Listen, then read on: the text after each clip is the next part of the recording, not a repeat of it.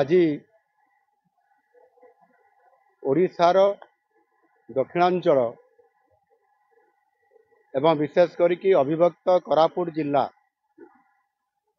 ये अविभक्त कोरापुट जिला अंचल रे स्वास्थ्य क्षेत्र रे आज निश्चित भाव में आम सरकार या अधिक फोकस करिसंती।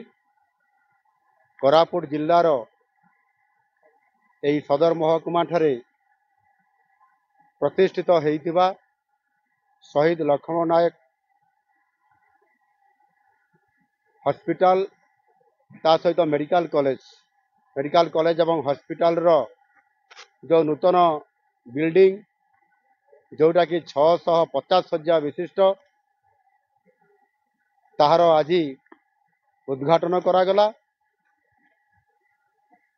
से 280 कोटी टंका खर्च करा जाइछि।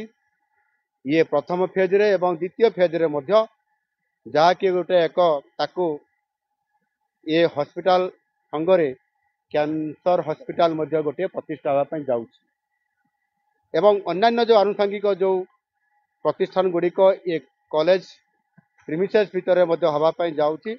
प्राय 330 कोटी टंकार एथिरे बजेट रे प्रावधान अछि।